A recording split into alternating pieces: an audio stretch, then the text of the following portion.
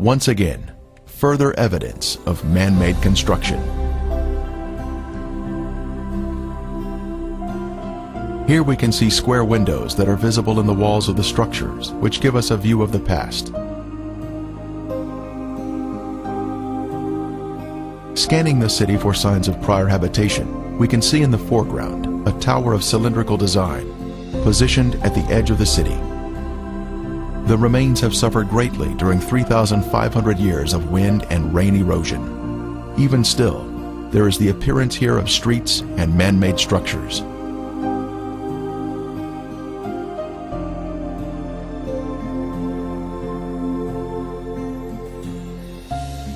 Here in the foreground, we have a conical shape, resting on a raised area. A short distance away, we see another similar shape.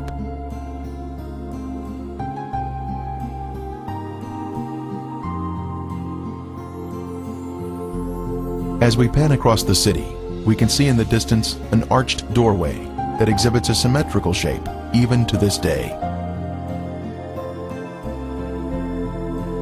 The whole land is brimstone, salt and burning. It is not sown, nor does it bear, nor does any grass grow there, like the overthrow of Sodom and Gomorrah, Admah and Zeboim, which the Lord overthrew in his anger and his wrath.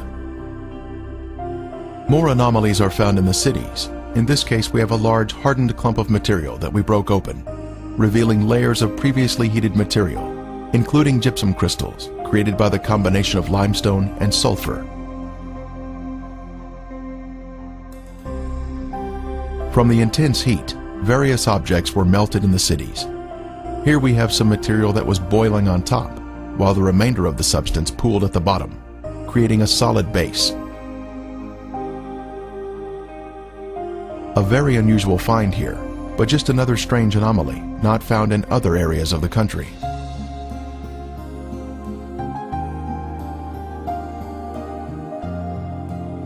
Here is another example of some type of substance that was melted from the extreme heat that God rained down from above.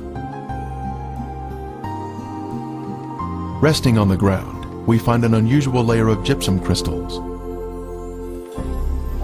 Underneath the crystals is a layer of white gypsum, then gray ash, all of which was created by the great conflagration of heat, which consumed these sinful cities along the Dead Sea.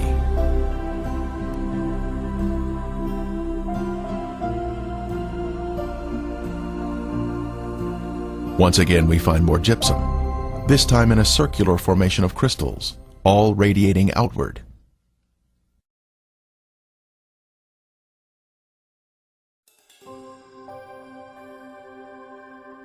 Then the Lord rained brimstone and fire on Sodom and Gomorrah, from the Lord out of the heavens.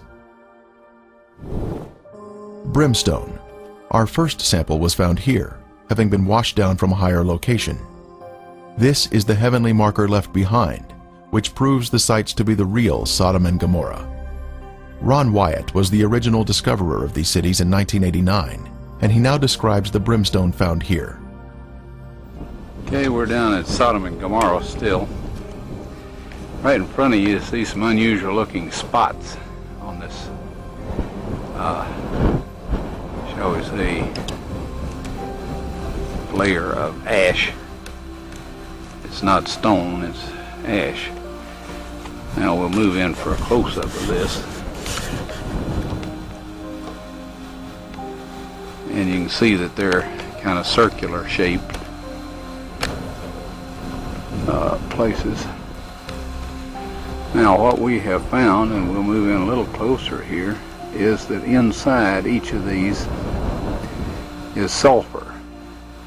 That is in most of them. Now the ones that do not have sulfur in them, and this one we just took a bunch of sulfur out and put it in our specimen bag. But the ones that don't have sulfur have a very black center where they have where it's been very hot.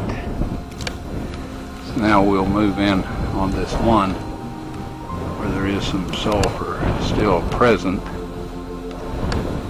and back off just enough so you can see what we're up to here. and we'll go collect that sample in a bag.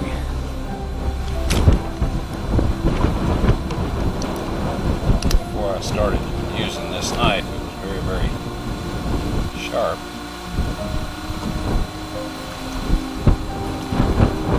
Okay, here this is, and we have collected some more, and it smells and tastes like sulfur. Now the Bible tells us that it rained fire and brimstone upon the cities of Sodom and Gomorrah. Now what you see in front of you here is the results of large and small, well, varying sized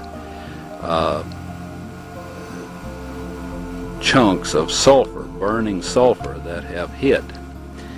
And what we find here is that God rained this burning sulfur down upon this city, and rain is a perfect description of it. It landed just in the pattern that rain would fall, and the stuff, of course, the accumulative heat of all of this upon the city set the entire thing ablaze.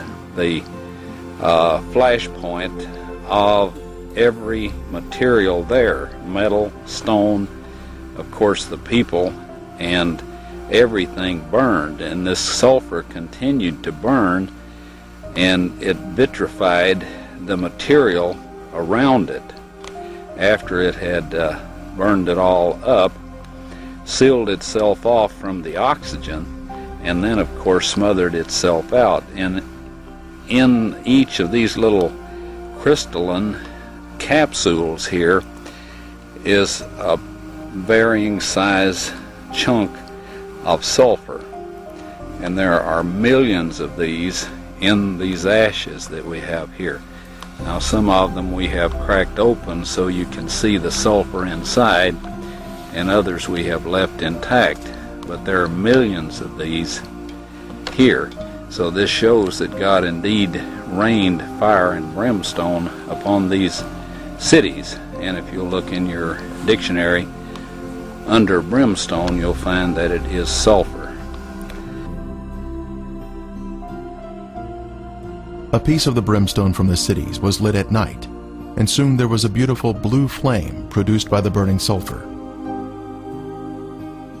A very strong aroma of sulfur filled the air, and was overpowering if one directly breathed the fumes.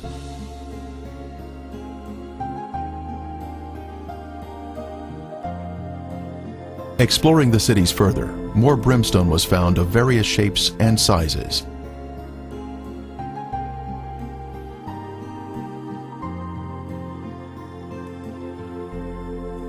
Several samples had been washed down to areas below and were added to our growing collection.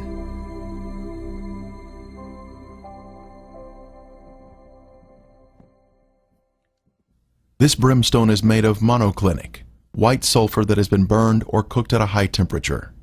It is quite different from natural sulfur that is formed in geothermal areas. Samples were taken to a lab for analysis.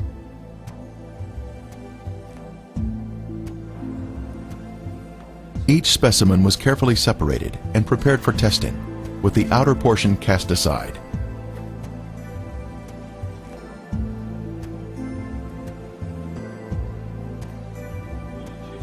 Next, the samples were dried and placed in a rock crusher. Then they were pressed onto a disc. Then they were loaded into a machine for the semi-quantitative X-ray analysis. Each sample was individually transported into the testing chamber for analysis. The results proved to be quite amazing.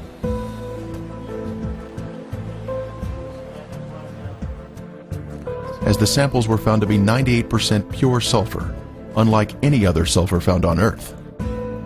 This pure, cooked sulfur is the heavenly marker that was left behind to show the world that the Lord, without a doubt, destroyed these sinful cities at His command. Critics